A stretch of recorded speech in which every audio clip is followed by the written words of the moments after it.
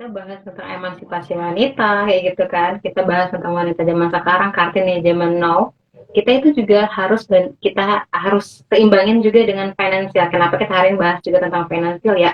Satu teman-teman, kita lihat deh perempuan-perempuan zaman sekarang glowing glowing itu tuh kita perawatan dan lain-lain kayak gitu. Itu tuh membutuhkan dana apa ya? Kalian misalnya mau berinvestasi ya untuk kedepannya kalian mau beli rumah atau apa kayak gitu ya, atau kalian mau menaikkan haji orang tua kalian kayak gitu kan bisa banget tuh. Nah, dengan cara apa? Salah satunya dengan cara investasi. Kalau kita cuma nabung doang ya, kita coba deh tanya ke diri masing-masing. Uang 100.000 yang dia tabung di 2 tahun kemarin, apakah sama nilainya dengan hari ini? Tidak kan? 2 tahun kemarin aku beli Indomie itu yang Mbak Andin ya, masih 2.500, 2.000 ya gitu ya. Sekarang Indomie itu udah 3.000 di warung-warung kayak gitu teman-teman. Makanya kita penting banget untuk investasi, apalagi perempuan-perempuan yang sekarang ya. Enggak harus serta-merta kita minta uang sama laki-laki. Untuk ibu-ibu rumah tangga nih bisa juga nih. Kalian dapat uang bulanan dari seorang suaminya ya. Nah, itu bisa dikelola. Nanti uang uang uang hasil apa ya investasi kalian tadi bisa membantu suami-suami kalian nih untuk menyekolahkan anaknya atau bisa beli kendaraan baru, beli rumah baru kayak gitu ya atau bisa kirim uang untuk orang tua, baik orang tua si laki-laki ataupun orang tua si perempuannya kayak gitu. Makanya perempuan zaman sekarang itu juga butuh untuk freedom finansial kayak gitu ya. Nah, jadi tidak hanya kita tuh serta-merta untuk kayak minta uang aja kayak gitu. Nah, jadi tidak ada alasan teman-teman kayak misal aku cuma ibu rumah tangga nggak apa-apa, ibu rumah tangga juga kita bisa kerja kayak gitu. Makanya itu bersyukur banget sekarang ya kita ada emansipasi, kita tuh bisa sama kayak gitu. Nah, maksudnya tuh bukan menyamakan kayak kita juga harus memimpin rumah tangga, enggak kayak gitu juga maksudnya ya. Jadi kita dapat emansipasi, tapi kita juga bisa kayak membantu membantu laki-laki dalam posisinya kita nanti di dalam rumah tangga kayak gitu. Nah ini udah datang nih Mbak Atikanya nih Mbak Andin. Mbak Tika, Ya, terima selamat. kasih sudah bergabung hari ini, meluangkan waktunya bergabung bersama Investor Story bareng IDX Bengkulu nih. Panggilnya Mbak Tika aja ya, biar lebih akrab, ya, biar kayak Oh, iya, senior gitu. boleh Mbak Nah, Andin. Mbak Tika nih, pengen tahu nih, Iya, kalau dari Mbak Atika sendiri gimana sih menurut Mbak Atika soal financial freedom atau merdeka secara finansial untuk wanita-wanita juga gimana sih Mbak bisa melek investasi menjadi investor gitu? Eh, jadi menurut saya kalau perempuan itu wajib ya untuk melek finansial dan mencapai financial freedom. Walaupun di budaya kita perempuan itu cenderung dikesampingkan untuk memahami ataupun menguasai yang namanya financial freedom.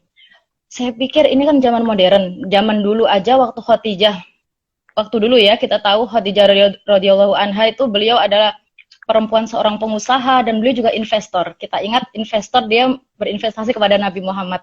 Dulu aja begitu, masa sekarang kita nggak mau mulai investasi kan begitu. Jadi saya kira itu sangat penting bagi perempuan, apalagi besok kalau udah menikah, perempuan itu kan butuh menjadi manajer rumah tangga ya. Jadi wajib sih kalau buat perempuan zaman kini untuk melek finansial menurut saya. Iya, bener nih. Nah, kita pengen tahu nih, kenapa sih penting banget investasi di pasar modal dan jadi salah satu instrumen yang layak banget dilirik nih untuk wanita-wanita di Indonesia nih. Mungkin Mbak Meti bisa nih ngejelasin sisi pentingnya investasi di pasar modal gitu ya. oke. Nah kan investasi itu sebenarnya ya teman-teman ya itu tapi banyak lagi lain-lainnya. Nah tapi kalau kita membahas tentang investasi maka ada dua yang kita cari ya. Yang pertama keuntungannya, yang kedua apakah kerugiannya bagaimana ya gitu. Nah, siapa yang menanggung nanti misalnya dan lain-lain gitu. Itu yang kita harus pahami ketika mau mencari investasi. Nah, investasi di pasar modal Indonesia itu dua-duanya teman-teman bahas tentang capital gain atau bahas tentang keuntungannya ke depannya kayak gimana. Salah satu keuntungan yang terbesar investasi itu ada di pasar modal, yaitu di saham. Jadi coba kalian lihat deh, gainnya antara kayak nabung, naik entah nabung di bank atau nabung di emas, atau kalian deposito atau yang lain gitu ya. Coba lihat dan bandingkan sendiri ya teman-teman, itu gainnya yang paling besar salah satunya di saham. Nah, yang kedua itu tadi kita ngomongin tentang minimalisir resiko ya. Eh, apa kayak misalnya terjadi gagal bayar atau apa kayak gitu kan harus ada yang eh, siapa sih yang di belakangnya kayak gitu yang mengawasinya dan lain-lainnya itu di pasar modal itu tuh kita diawasin oleh otoritas jasa keuangan. Kemudian kita ada FIPS juga. Jadi udah aman banget. Makanya salah satu investasi yang memang worth it ya kita perempuan-perempuan ini dilakukan di pasar modal Indonesia itu. Nah, lagi pula ketika kita kayak tadi di awal aku bilang ya Mbak Andin, kita kalau nabung nabung di celengan ya gitu ya 100.000 setiap tahunnya itu akan tergerus dengan inflasi. Nah, sedangkan kalau kita nabungin investasi ya di saham itu kan minimal 100.000 ya, 100.000 itu udah kita bisa beliin saham. Coba kalian eh, praktekin sendiri deh, nanti 100.000-nya tahun ini, 2 tahun kemudian bagaimana? Apakah nilainya tetap sama 100.000 sekarang? Ataukah kalian memang masih menemukan kayak udah deh tetap nabung kayak gitu. Nah, ini kita akan investasi, kita akan edukasikan teman-teman, tapi baiknya kalian juga praktekkan kayak gitu. Jadi bisa tahu sendiri nanti, oh beberapa tahun ke depan kayak gitu tuh emang gimana yang akan merasakan sendiri untuk investasi di pasar modal. Ini kayak Mbak Atika ya Mbak, gimana? Udah ngerasain itu 3 tahun kan Mbak Adin ya tadi ya? Nah, itu tadi Iya. teman-teman kita harus melek finansial, terus juga kita kasih gitu ya, dan juga diri secara finansial nih teman-teman. Karena kata Mbak Meti, skincare mahal sih, mahal mahal banget. Pengen glowing, pengen cantik itu mahal, butuh pengorbanan, butuh uang gitu ya. Kemudian juga kita mau beli barang-barang juga mahal. Seorang Khadijah aja gitu ya, kata Mbak Atika tadi, itu berbisnis dengan suaminya gitu, dengan Nabi Muhammad SAW gitu ya. Nah, um, nih teman-teman, itu jadi pelajaran untuk kita. Kalau misalnya Khadijah aja bisa, kenapa kita perempuan Indonesia melek finansial, melek investasi dan juga mandiri secara finansial? Nah, salah satu solusinya tadi udah dibilang sama Mbak Meti nih, kalau di investasi di pasar modal itu returnnya gede dan alhamdulillah nih bisa untuk membuat kita finansialnya mandiri gitu ya. Kemudian juga nih untuk Ibu Atika pengen nanya, kenapa Iya. sih memilih pasar modal? Kenapa nggak milih yang lain? Biasanya aku suka banget tuh emas, gelang emas sampai sini gitu. Kalau misalnya investasi di pasar modal nih. Iya, karena dulu itu saya kira investasi di pasar modal itu kita nggak butuh modal banyak ya, yang pertama. Jadi benar kata Mbak Meti, beliau bilang tadi hanya butuh 100.000. Nah, kalau kita beli emas Mbak 100.000 nggak dapat apa-apa. Jadi memang pertama saya apa namanya bisa murah gitu ya karena pasar modal menurut saya. Dan yang kedua dia terpercaya. Jadi ada OJK yang mengawasi, lalu bebas dari investasi bodong lah ya. Asal kita mau belajar tentang pasar modal, saya kira sisi keamanan itu penting. Apalagi kita tahu cari uang itu susah, jangan gampang-gampang menaruh uang di tempat yang nggak jelas. Gitu sih, Mbak. Ya lagi marak banget soalnya investasi bodong. Terus ada juga nih biasanya mengincar ibu-ibu itu arisan bodong gitu ya, arisan-arisan Ya, benar, benar. tiba sudah ngilang. Ya, arisan online. Nah, buat Kak pengen tahu juga nih, kan udah milih instrumen di pasar modal nih, udah berinvestasi di saham. Nah, katanya nih, kata sharing-sharing dari MNC nih tadi, Ibu itu invest gitu ya dari MNC Sekuritas. Nah, kenapa Ibu ketika itu lebih memilih pasar modal yang menggunakan prinsip syariah gitu? Oh iya, jadi saya karena saya seorang muslim pertama ya, jadi saya concern pada investasi di bidang yang halal haramnya itu jelas. Kalau untuk di pasar modal konvensional kan kita nggak ada filternya, beli saham apapun kita nggak dikasih tahu itu saham jualan apa gitu kan. Kalau di pasar modal syariah terutama MNC memang kita dikasih tahu, oh ini saham yang tidak boleh dibeli gitu kan, ini saham yang memang halal penghasilannya. Jadi itu yang membuat saya memilih pasar modal syariah karena keamanannya ya. Itu kembali ke kepercayaan masing-masing sih kalau saya sebagai muslim saya percaya seperti itu. Oke, benar gitu ya Bu ya. Karena memang teman-teman tenang aja udah sertifikasi lah ibaratnya, udah dipilih banget nih mana yang syariah, mana yang don't worry, karena yang syariah insya Allah benar-benar syariah gitu ya teman-teman. Nah teman-teman mungkin kita agak ngelek nih di bagian MNC gitu ya. Kita boleh tetap bergabung bersama Bu Atika dulu nih. Nah Mbak Atika pengen tahu nih gimana sih cara mengelola keuangan agar bisa mandiri secara finansial ala Bu Atika gitu. Pengen juga nih di-share kita. Iya. Jadi kalau mandiri secara finansial beneran sih sebenarnya belum ya. Lagi berproses saja. Cuman apa prinsip saya kalau kita mau mandiri secara finansial adalah kita punya perencanaan yang tepat. Jadi jujur saya itu walaupun udah lama bekerja misalnya ya, setiap bulan saya selalu bikin rap sih. Jadi rancangan anggaran bulanan saya kemana aja gitu saya bikin. Jadi mungkin orang bilang, ih ribet banget ya begini-begini. Tapi itu penting gitu bagi saya untuk tahu uang nanti kemana.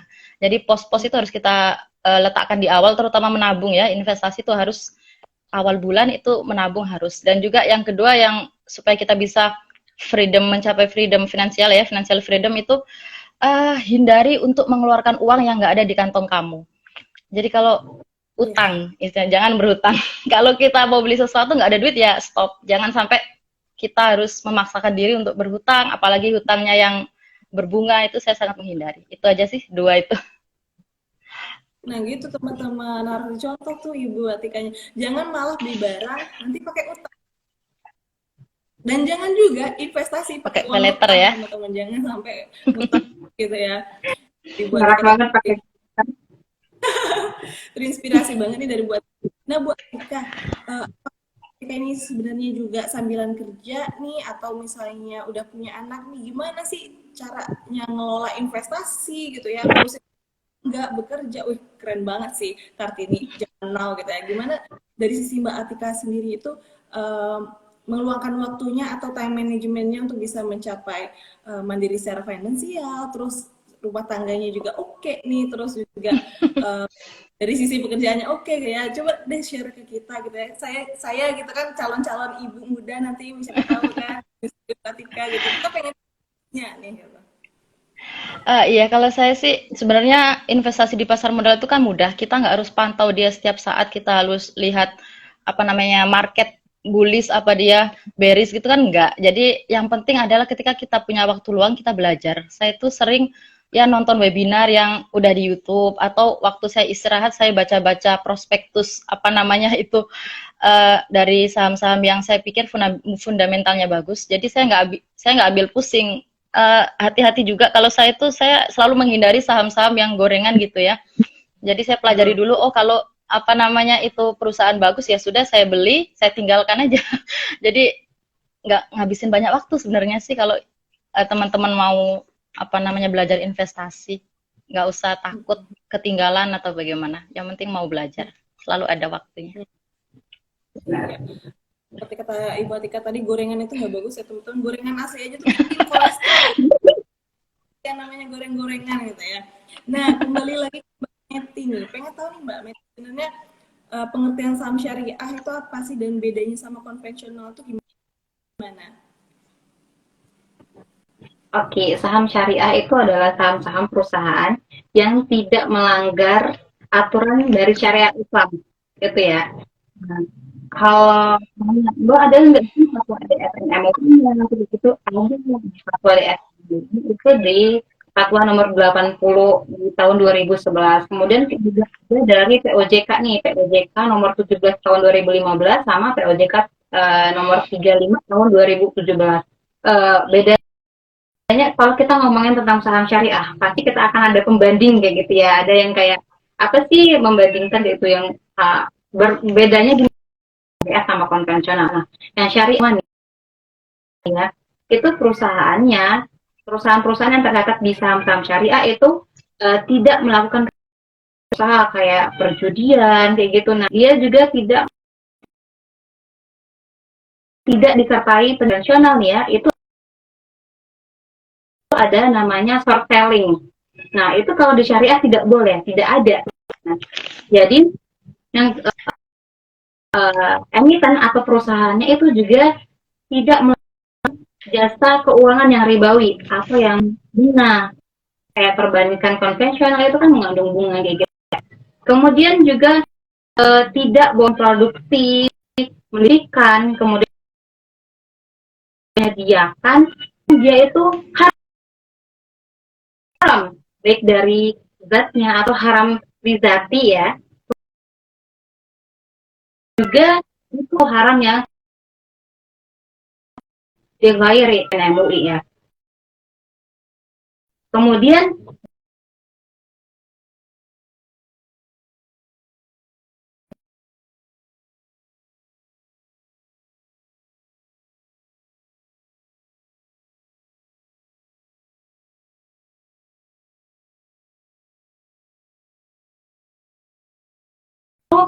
tidak diperbolehkan gitu untuk perusahaan-perusahaan yang masuk dalam daftar efek syariah nih. Kemudian itu tadi untuk zatnya, baik dari zatnya atau lizati atau juga yang bukan karena zatnya ya tadi itu atau lihayari kayak gitu. Nah, di samping itu juga dilihat juga dari rasio-rasio keuangannya. Jadi perusahaan yang masuk dalam daftar efek syariah, yang masuk dalam saham syariah ya, itu rasio atau total utang ya yang berbasis bunga ya, dibandingkan dengan total aset keseluruhan itu tidak boleh lebih dari 45%. Kemudian total pendapatan bunga yang dari pendapatan total kayak gitu ya, pendapatan lainnya semua itu tidak boleh lebih dari 10%. Nah, itulah kenapa bedanya untuk saham syariah sama saham konvensional. Jadi kalau untuk saham-saham syariah itu saham-saham yang memang masuk kriteria itu doang. Kalau dia nggak masuk dalam kriteria itu, dia tidak akan dimasuk ke dalam daftar efek syariah. Dan ini itu biasanya akan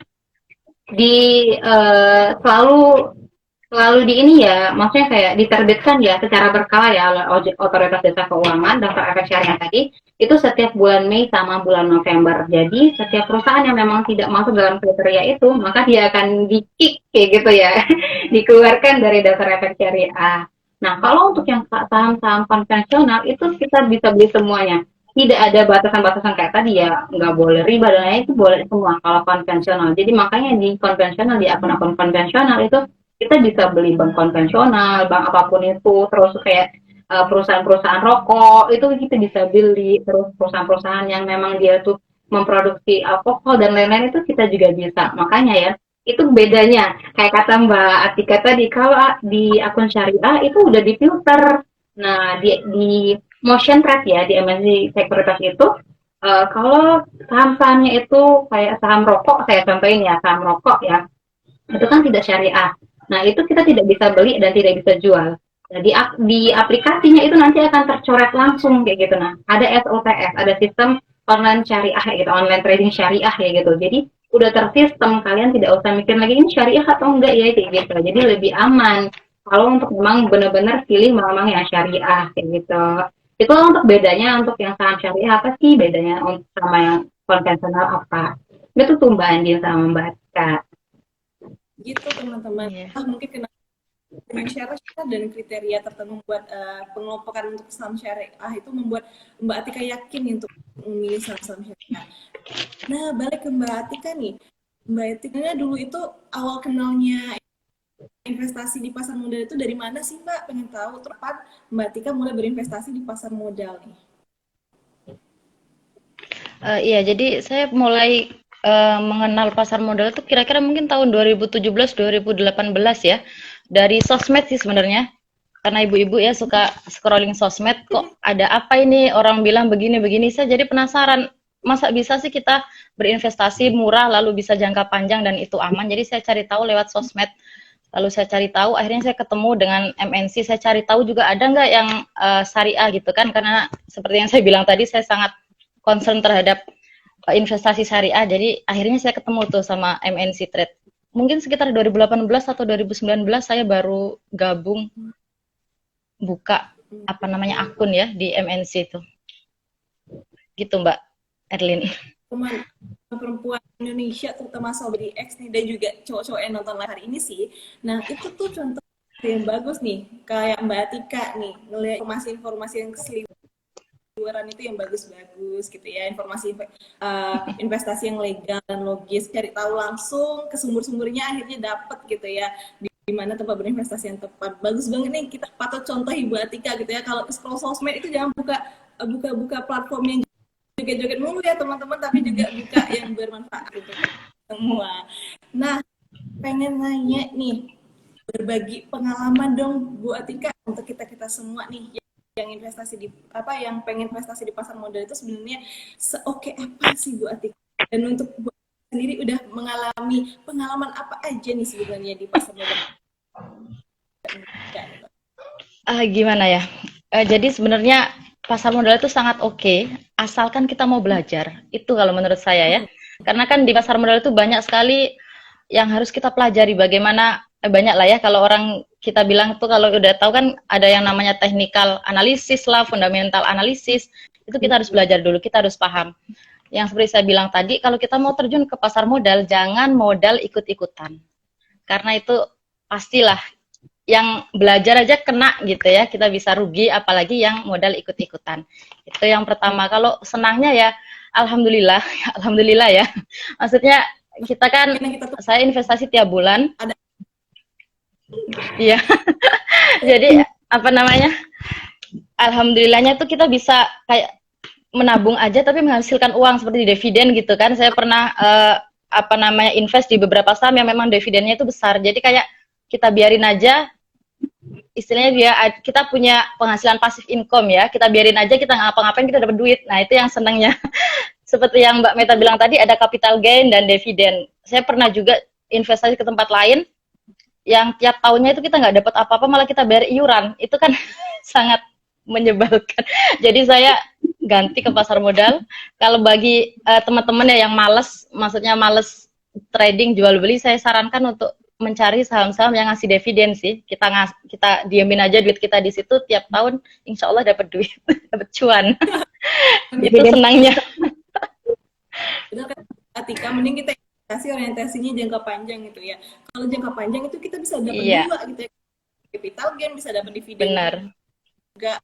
Benar kata Bu Atika, duduk-duduk uang gitu ya. Jadi untuk yang ibu rumah tangga dikasih jatah jajan sama suaminya, masih bisa banget kok untuk menghasilkan uang melalui investasi di pasar modal nih. Nah, kembali ke Mbak Meti nih. Pengen tahu nih Mbak Meti, gimana sih sebenarnya cara investasi di pasar modal yang sahamnya syariah tadi? Nah, kalau kita cara investasinya gimana?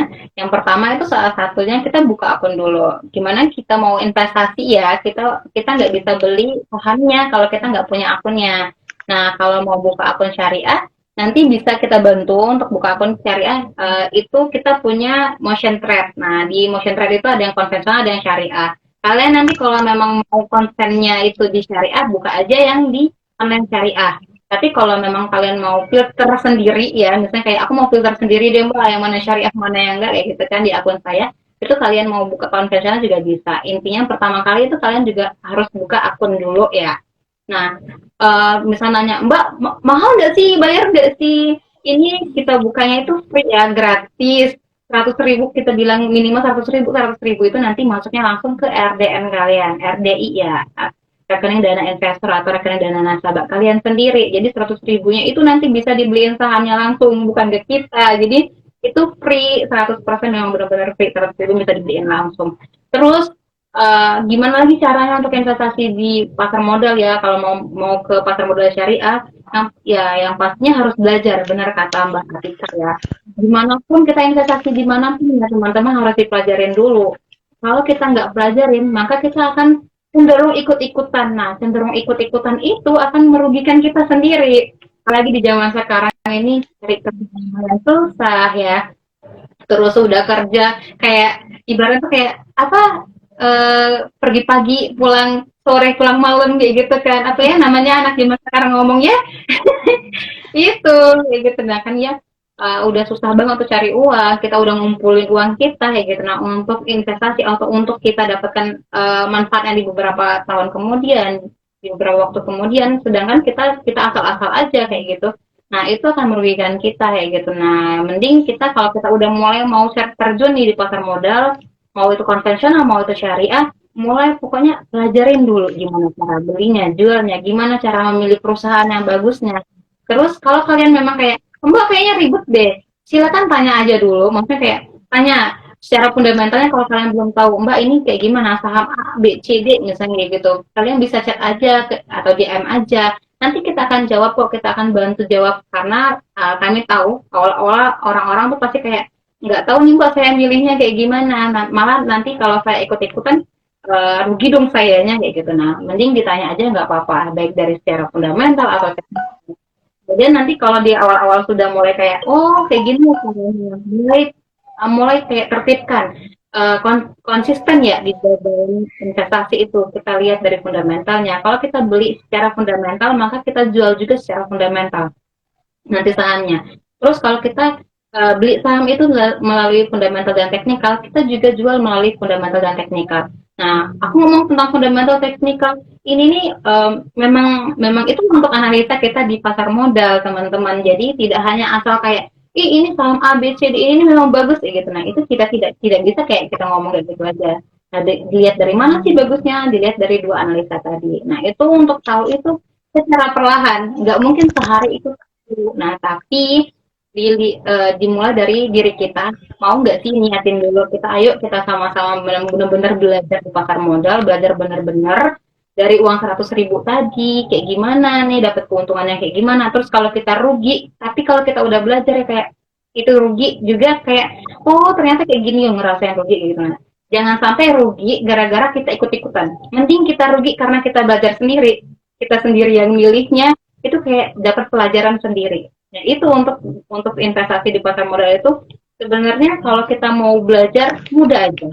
Kembali ke diri kita masing-masing, mau nggak sih belajar benar-benar mau belajar untuk investasi di pasar modal kayak gitu. Benar, itu tadi teman-teman ada cara berinvestasi di pasar modal dan juga ada sedikit tips-tips dari Mbak Meti Yolanda. Dan teman-teman kalau misalnya dari live ini ya tiba-tiba teman-teman kayak, duh pengen nih investasi di pasar modal terutama yang syariah, bisa langsung hubungi MNC Sekuritas gitu ya, MNC Bengkulu gitu ke Mbak Meti langsung, atau nanti ada Mas Sekti yang akan membantu teman-teman semua untuk membuka rekening saham gitu ya.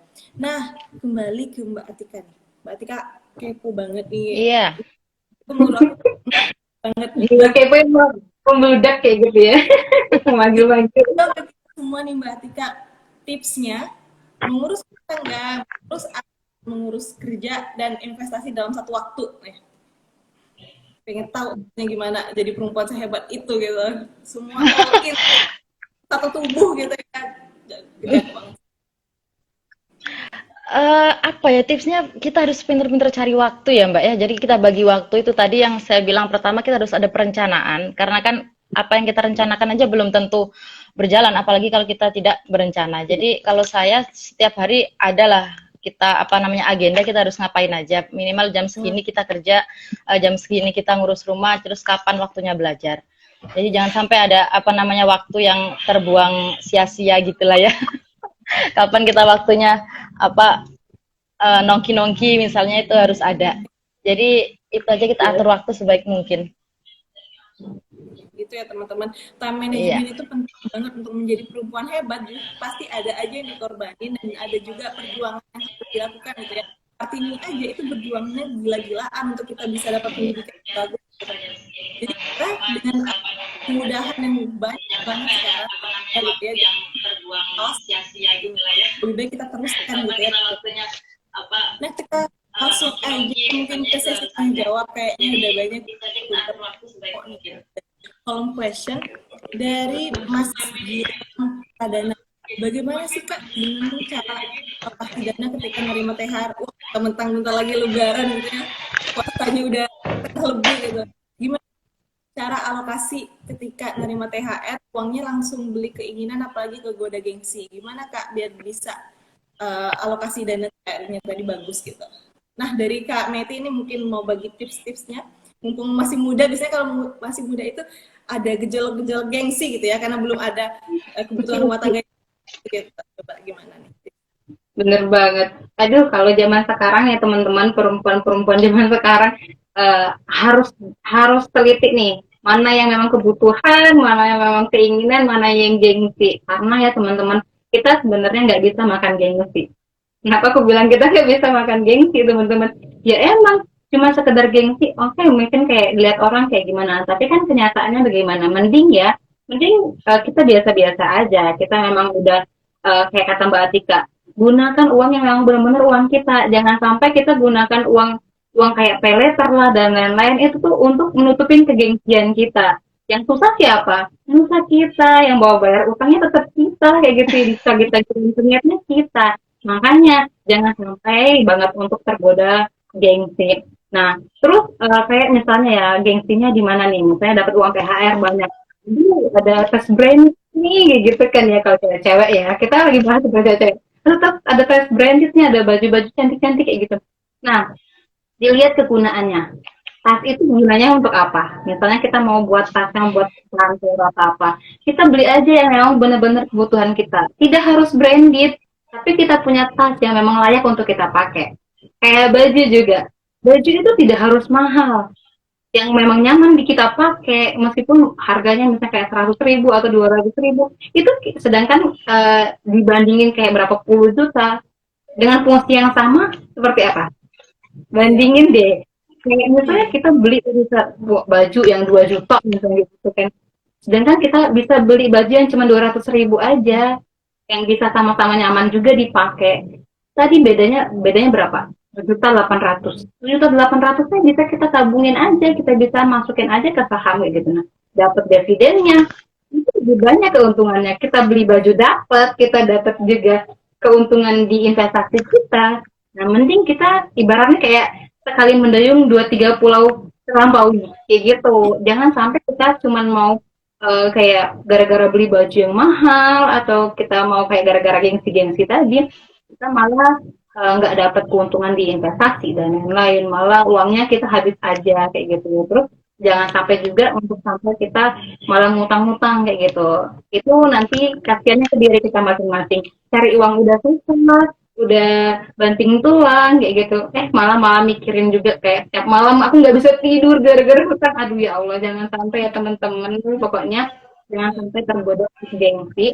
uh, Lihat background finansial kita masing-masing, kayak cukupnya di berapa kayak gitu. Nah, kebutuhan kita di berapa, cukupi kebutuhan kita kayak gitu. Nah, ada lebihnya silakan diinvestasikan, silakan untuk kalian tabungkan, entah kalian belikan sesuatu yang memang lebih bermanfaat daripada kita gara-gara kemakan gengsi. Itu sih. Nah, benar tuh teman-teman, untuk apa gengsi gitu ya, apalagi kalau misalnya baju itu sekarang udah banyak banget tuh thrift shop tapi bagus gitu ya. Saya sendiri itu suka namanya thrift shop. Saya semenjak mengenal thrift shop sebenarnya saya jarang lagi nih namanya beli-beli baju yang new brand gitu, itu enggak sih. Nah, kemudian nih benar kata Mbak Meti, kalau misalnya dapat penghasilan itu baiknya langsung dimasukin top up RDN aja deh. Kalau udah ada itu ya, ada RDN-nya langsung top up aja, jangan nanti kalau uangnya itu masih di tangan gitu ya, udahlah, udah kebeli ke Alfamart, nanti udah ke Indomaret gitu ya, udah enggak dengan teman-teman. Jadi lebih baik langsung aja nih, kalau punya uang, dapat uang langsung dimasukin ke tabungan atau misalnya rekening dana nasabah teman-teman atau RDI. Nah, ada juga nih yang nanya, bagaimana memantapkan hati untuk tidak tergiur saham non syariah? Karena biasanya non syariah itu returnnya gede-gede nih, kayak BRI, BNI. Nah, mungkin ini lebih ke Mbak Atika nih, karena hatinya mantap banget nih ke saham syariah. Gitu ya. Nggak tergerak lagi untuk ke konvensional, udah satu nih saya pilih syariah gitu ya. Iya, biasanya godaan return gede itu besar banget, Mbak. Gimana cara Mbak menghalau godaan dan juga memantapkan hati ke non syariah, ke syariah gitu? Iya, pertama Mbak Esti ini ya. Sorry Mbak Esti. Jadi kalau menurut saya pertama kita harus buka dulu akun syariah, karena itu bagaimanapun kita pinginnya kita nggak bisa beli ya Mbak ini Mbak Meta. Kita nggak Mbak Meti ya, kita nggak bisa beli kalau di MNC syariah itu. Bagaimanapun kita nggak bisa beli yang namanya saham-saham non syariah. Itu yang pertama. Yang kedua, misalnya Mbak Esti udah bikin tapi di konven, saya kira saya memiliki suatu prinsip ya. Kalau uang itu uang yang haram, itu biasanya dia akan keluar dari kita. Jadi kalau uang itu bukan hak kita, dia akan keluarnya lebih menyakitkan gitu. Jadi makanya saya takut untuk mengambil uang haram itu. Saya takut uang haram itu yang sudah saya ambil keluarnya menyakitkan. Entah itu dari nauzubillah ya, mungkin kita kena musibah atau apa, uang yang kita dapat tadi itu keluar juga akhirnya nggak bisa kita nikmati. Itu sih kalau menurut saya. Jadi kalau itu yang saya ingat-ingat. Jadi misalnya ada uang yang ini, oh janganlah nanti keluarnya saro kalau kata orang Bengkulu ya. Gitu sih Mbak. Kembali ke prinsip masing-masing, itu prinsipnya Mbak. Iya. Udah bulat banget, udah pas banget. Iya, benar. Sama Mbak Atika. Belajar lagi sama Mbak Atika. Nah, ada pertanyaan nih dari Ed Gulam Ferdi. Bagaimana sih sebenarnya cara memotivasi perempuannya untuk ikut mandiri, terutama mereka yang hanya menunggu gaji dari suami? Nah, mungkin dari sisi Mbak ini nih, Mbak Atika nih. Dulu kan misalnya sebenarnya Mbak tuh bisa ya kayak misalnya gaji dari atau jadi IRT aja. Kenapa sih Mbak Atika tuh sebenarnya memutuskan diri untuk jadi guru gitu ya, tetap bekerja? Pertama, Mas Gulam ya.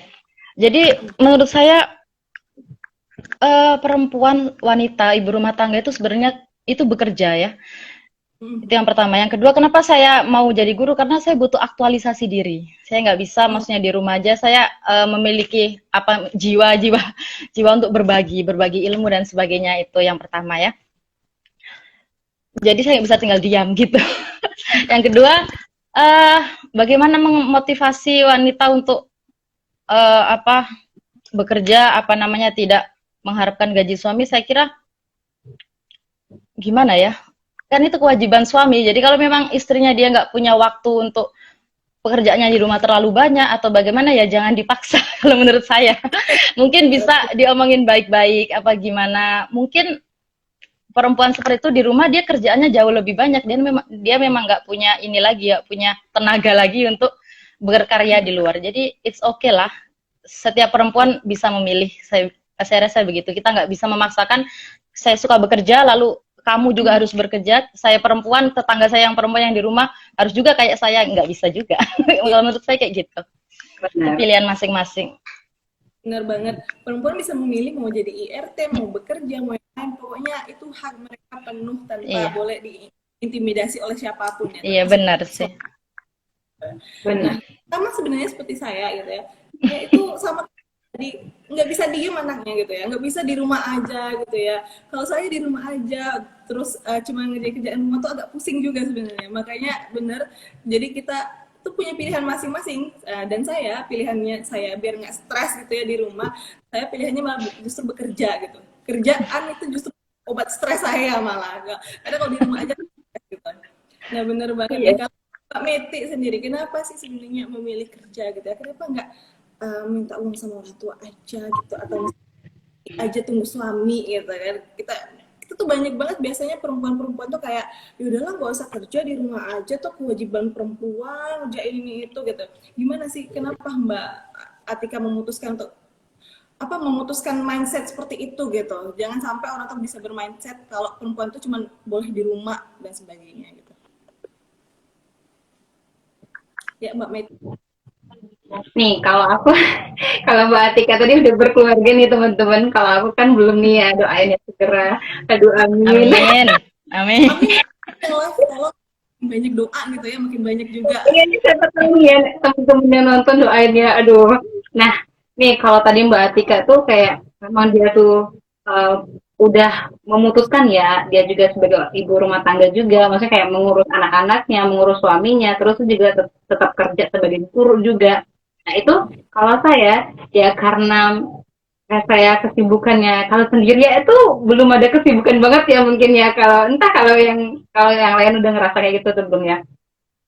Sekarang ini masih kayak kuliah terus sambil kerja ya your choice, your life your choice lah ya teman-teman. Kalau kalian perempuan-perempuan di luar sana yang memang enggak mau kerja, ya kita nggak bisa maksain kayak kata Mbak Atika ya.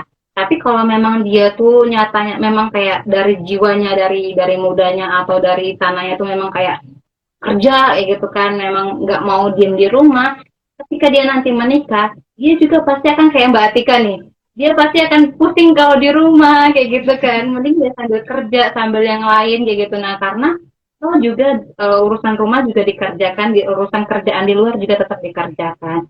Jadi untuk kalau katakan kayak perempuan itu gimana sih cara memotivasinya biar dia bisa kerja, nggak harus kayak minta uang suami atau apa, itu kembali ke diri masing-masing. Gimana diri kita masing-masingnya. Kayak gitu, kita contohin ke diri kita kasih tahu nih ke orang lain, tapi kita tidak bisa memaksakan kamu harus seperti saya, kayak kata Mbak Atika ya.